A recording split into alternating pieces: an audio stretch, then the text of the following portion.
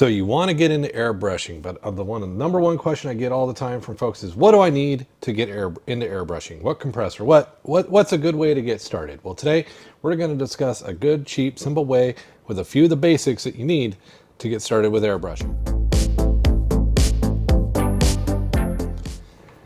Hey guys, welcome to today's video. Today, as I said in the intro, we are talking about getting started into airbrushing. What do I need?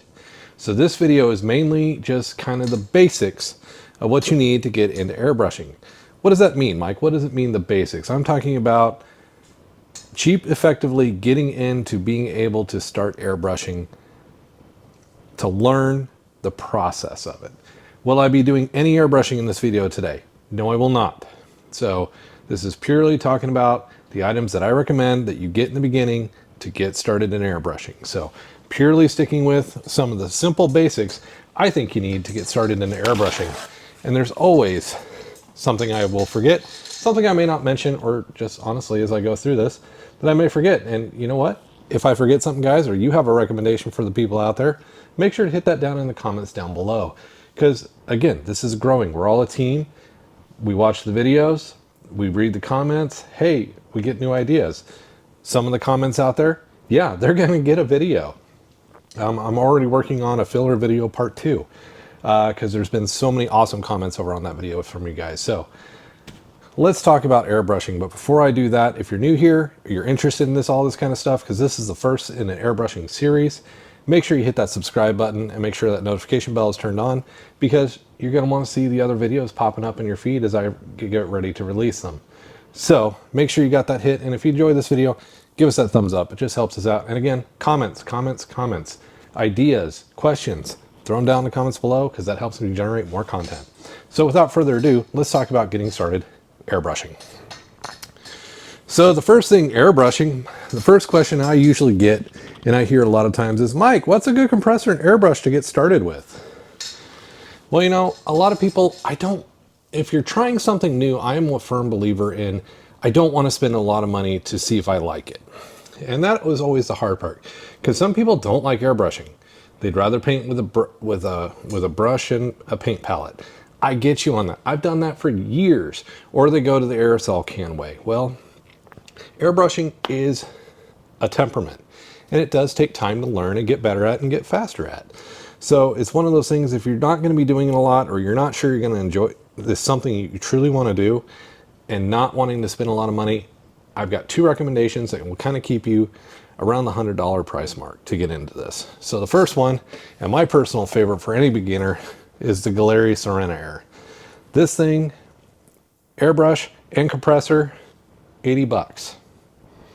Can't beat that. This compressor runs up to 27 PSI, multiple modes, can handle multiple airbrushes, and personally for me, this has become my travel compressor. I take this one with me as I travel around, going to shows, different things like that, if I got to do a touch-up. The CS36 airbrush is a decent airbrush. It's a classic. It's 0.38 needle.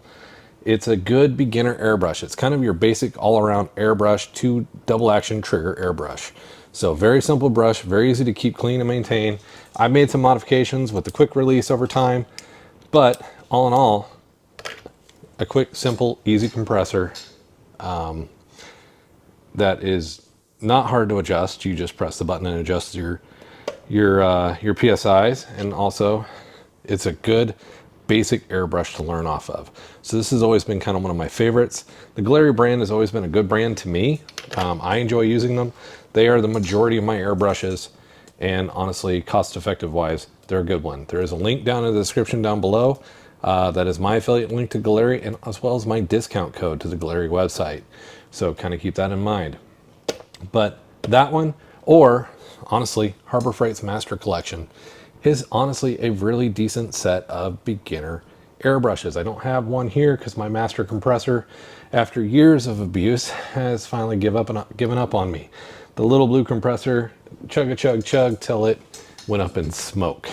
So I've honestly had that little compressor for, I bought that compressor back in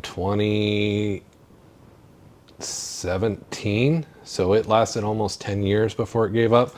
I've been using the Serena Air for a couple years now. It's done a really good job for me, especially as it's more in the backpack. Right now I'm using a no-name compressor, or not the no-name. I've stopped using the no-name compressor. I am using Gaahleri's larger main compressor at my desk now.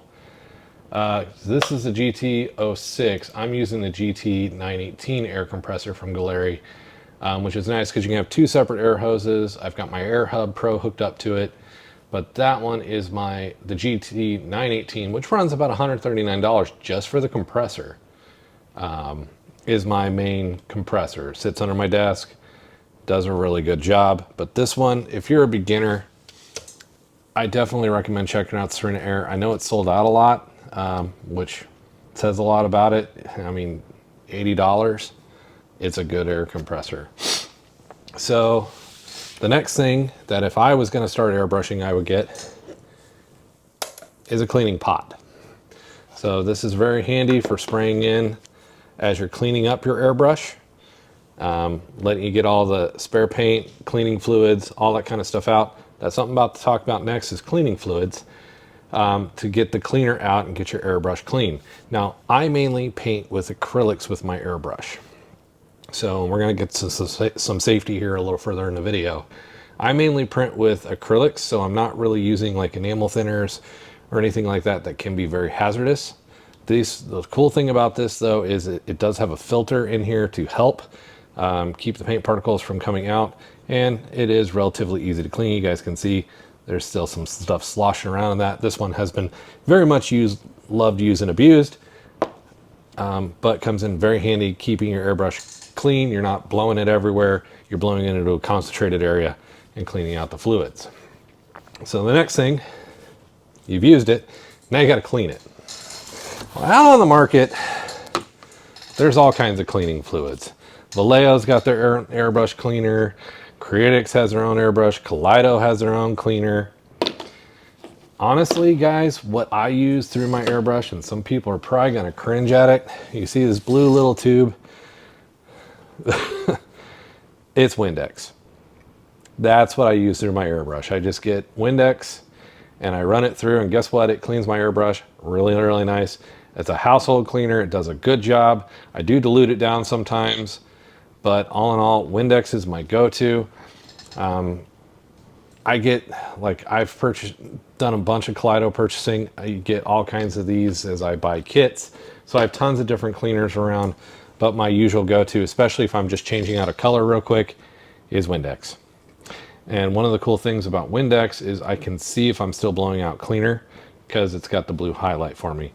Clear cleaner, I might not see that I'm still blowing that out over water. So a lot of times what I do to clean my airbrush is run this through, then I'll run a little bit of distilled water through my airbrush just to make sure I'm clean. Now I'm not seeing any more blue or any more paint color coming through. So honestly, I just use Windex. You can use these other cleaners, especially, you know, a lot of the kits, especially all the Kaleido air paint kits. They all come with these wonderful bottles of cleaner. I do tend to use those through as I get them, just as I need them. So the other thing is a good brush clean set. So airbrushes get dirty. They get congested, and I will do a full video breakdown for you guys on cleaning your, like, an actual deep cleaning of your airbrush. But a lot of times crud and stuff can get up in here, get stuck, and you just need some very, very fine, you guys can see these are really, really small brushes to get up in there and just kind of clean out the gaps. So sometimes, especially when you're cleaning through here, these little brushes can be a handy godsend. This brush here that I specifically use, I use for cleaning out in the pot. It's specifically for cleaning up here in the pot and getting gunk out if anything is left in the pot of my paint pot of my airbrush. So, and you guys can tell I use the CS36. I still use this guy, so it's still used and abused. One of the tools that I do like that comes with some of the cleaning kits, and I'll link this cleaning kit down below, is the needle push. Every once in a great while, paint will get stuck up in here where I can't get it. This guy acts like your paint needle, so you don't bend your needle, you bend this, and you can kind of push in and get all the debris out of there that may have dried in there for some reason. Because let's be honest, we don't always thoroughly clean our brushes. Sometimes life happens. So these brushes are a great tool to have. So keep that in mind. Great tool to use. Sometimes when I'm maintaining my brushes, I'll put in a little bit of Badger's needle juice, just to kind of help keep everything lubricated and moving. But also when I'm painting, as I said, I do a lot of acrylics. So acrylics are not always thinned down. So sometimes you're gonna need some paint help, some thinner. You can see here I got scale 75, I've got the Kaleido. Sometimes you'll need some paint retarder. And I'll do a video later on explaining what more these each do to help. I mean, it's pretty straightforward. Thinner. Basically this one is just used to delay the drying time. So it takes longer for the paint to dry. Thinner and airflow improver is kind of basically helping it move through the brush. So, because what's happening is you're blowing out paint through air. Well, what does air make paint do? Air makes paint dry. So sometimes, especially if you're doing a big project, the paint dries too fast, gunks up all this, and then your airbrush clogs on you. You don't want that to happen. And just some of the other more common sense thing, paper towels are always handy. A good clean mat to paint on. And just because I airbrush a lot and I get tired of getting the acrylic paint on my hands sometimes, just some nitrile medical gloves can always kind of be handy, help keep your hands clean, and just kind of keep things clean. Now let's talk safety. Safety is always a key thing when you're doing airbrushing. You're getting started in it. Always airbrush enamels, acrylics, it doesn't matter what you're doing. Always airbrush somewhere where you have good air. Basically you don't want to get in a very enclosed space and start airbrushing this stuff. Inhaling it, I mean, again, you're inhaling paint. Don't do that. Get somewhere that's well ventilated. You guys see these paint boxes out there. I've got a couple of them out in my garage that I'll go out there at airbrush, especially when I'm using more like the swallowtail trigger action, because I tend to use those more for priming. I will use those with a vent, or honestly, that's the cool thing about the Serena Air. I can go outside and just airbrush. I don't have to be sitting inside airbrushing, but if you're airbrushing somewhere well ventilated, put a fan in a window, something like that, keep good air. So always keep that in mind, no matter which type you're doing, whether you're doing acrylic or enamel, especially more of the enamels and oils, you definitely want to be somewhere well ventilated. So keep that in mind as you guys are doing that and keep yourselves safe. So basically, these are just some of the basics. These are basic tools, basic needs, basic nice to haves to get started airbrushing. I'm sure I've missed a ton of tools. I wanted to keep this simple. I wanted to keep it basic. So you need a compressor, you need an airbrush, you need a clean pot, and you know, I did leave out the one most important thing, the paint. So everybody's paints are a little bit different, and I'm saving that mainly for a different video to talk about diluting and what you need to do to get paints to work through the airbrush, because every paint manufacturer is a little bit different. So I think that justifies its own video when and how you should use that. So we will talk about that. This is part one. This is the basics. Part two, I'll start talking about how to actually use this. So, and how I use it. Now, everybody does it a little bit differently. Some people are going to disagree. That's not the right way to do it. Hey, you know, I get it. This YouTube. This is how I work. This is how I do it. This is how I've been taught. And I'm just trying to give some useful information out there that allows you to get the job done. So hopefully you guys have enjoyed this video. If you have, make sure you hit that subscribe button and keep an eye out for part two here in a week or two. And also, you know, throw that thumbs up button. It really does help out. And if you will, consider joining our membership. All that money goes to helping getting the goodies, paints, all that kind of stuff that I use here at the workbench to help teach and do this kind of stuff. So thank you guys, and we'll catch you in the next video.